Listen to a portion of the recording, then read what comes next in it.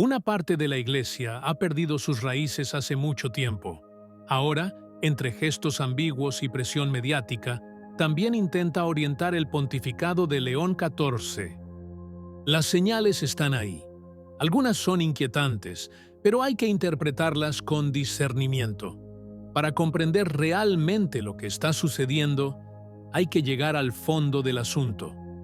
Durante semanas, los medios progresistas han estado actuando agresivamente para presentar al Papa León XIV como el heredero natural de Francisco. Lo llaman moderado, dialoguista, no divisivo. Cada palabra suya se lee como una confirmación de continuidad. Se habla poco de sus silencios, de sus gestos más prudentes, y cualquier señal que pudiera perturbar la imagen de un pontificado alineado con la agenda posconciliar se ignora deliberadamente. El Papa se ha convertido en objeto de narración, incluso antes de ser escuchado, y el riesgo es evidente: no dejar que Leo decida, sino decidir en su lugar quién debe ser. Pero para confirmar esta hipotética línea de continuidad con la época anterior, está la confirmación de un hecho concreto: el reciente nombramiento episcopal en Australia.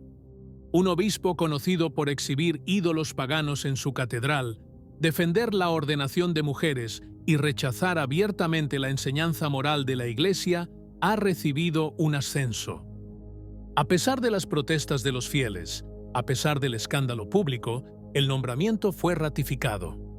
No es novedad que los medios modernistas hayan tenido un papel decisivo en los últimos pontificados.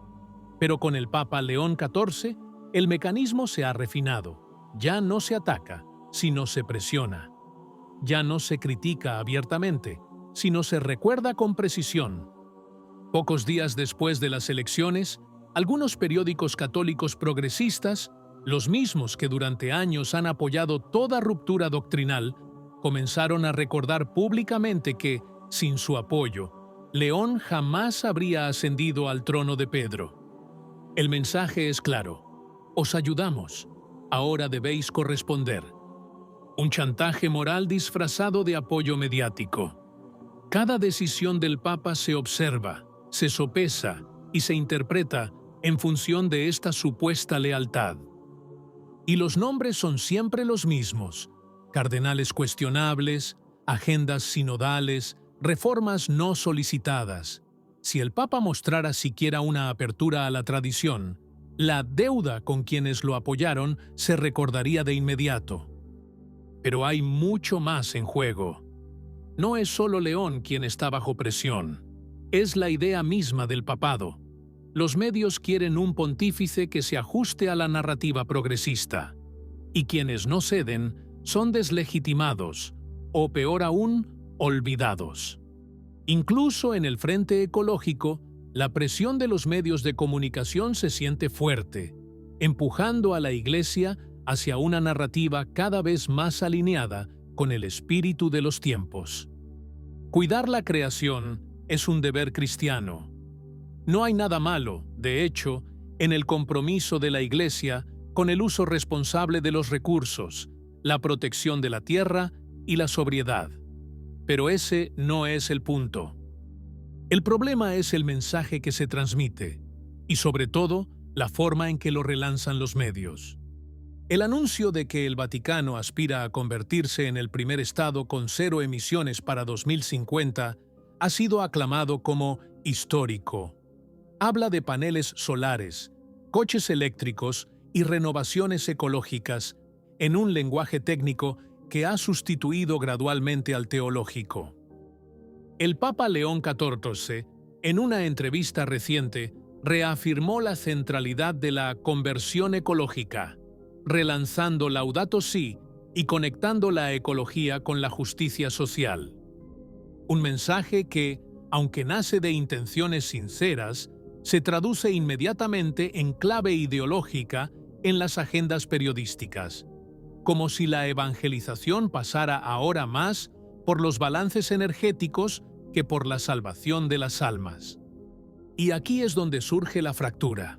Cuando la Iglesia adopta el lenguaje y los símbolos del mundo, incluso con fines nobles, corre el riesgo de que su misión se vea reescrita. Conversión se convierte en un término ambiental. El altar da paso al ecosistema. El pecado es contra la naturaleza, no contra Dios. Hablamos de sostenibilidad, pero no de gracia. Hablamos del impacto climático, pero no del juicio final. Y si hay un rostro que encarna hoy la transformación doctrinal deseada por muchos círculos eclesiales progresistas, es el del padre James Martin. Su figura se ha convertido en el símbolo mediático de una pastoral que evita cualquier juicio moral y, en nombre de la acogida, propone una visión de la Iglesia que no corrige, sino que confirma, que ya no distingue entre pecador y pecado. Su creciente visibilidad no es casual. Es invitado a los contextos más oficiales, recibido con honores en el Vaticano, celebrado en los medios seculares como un intérprete autorizado del verdadero espíritu del Evangelio. Pero lo preocupante no es su popularidad, sino su uso sistemático para presionar al Papa. Los datos nunca son inocentes. Cuando son seleccionados, repetidos y relanzados por periódicos, programas de entrevistas y comentaristas, se convierten en una herramienta de presión. No para hacer pensar, sino para orientar. No para aclarar, sino para desviar la atención, insinuar dudas, transformar la opinión pública en un criterio moral. En mayo de 2025, una encuesta de Gallup informó que aproximadamente 2/3 de los estadounidenses están a favor de los matrimonios irregulares. Lo mismo ocurre con los datos del Pew Research Center. Entre los católicos estadounidenses, el porcentaje de apoyo es similar, y entre los protestantes tradicionales o históricamente negros, las cifras no varían mucho. Solo los evangélicos siguen mostrando cierta resistencia. Cifras como estas se transforman rápidamente en la narrativa dominante. No para abrir un debate, sino para crear una sensación de inevitabilidad. Como si dijeran, el pueblo ya ha decidido, ahora le toca al Papa adaptarse. Y aquí es donde la presión se vuelve sutil, pero constante. A León XIV no se le pide explícitamente que cambie el catecismo. El mantra del cambio se repite en programas de entrevistas, editoriales y entrevistas. Se insinúa que, para permanecer cerca del pueblo, es necesario normalizar lo que antes se consideraba claramente pecado. Es un método probado. Se usan los números para crear un clima, y ese clima para influir en la Iglesia. Y así, bajo el pretexto de escuchar, se exige asentimiento. La misericordia pastoral ya no basta. Se desea reconocimiento doctrinal. Ya no se tolera el silencio. La prudencia se ve como un obstáculo. La coherencia como rigidez. El Papa León XIV se encuentra hoy en una situación límite. Por un lado, las expectativas de quienes lo han aclamado como el rostro de un punto de inflexión definitivo. Por otro, las esperanzas de quienes esperan de él un retorno a lo esencial, a la verdad inmutable. Hasta ahora, las señales han sido ambiguas. Algunos de sus gestos parecen guiñarle un ojo al mundo. Otros, en cambio, revelan un deseo de frenar la aceleración progresiva. Pero precisamente por esta razón, el juicio final no puede precipitarse. Es hora de discernimiento. Un discernimiento difícil, sobre todo cuando se ven decisiones y declaraciones que, para un católico fiel a la tradición, son objetivamente inaceptables. Y, sin embargo, incluso en la confusión, no podemos olvidar que la providencia guía a la Iglesia, incluso en medio de la prueba. Si León XIV ha de ser realmente el hombre de la restauración, no será de un día para otro.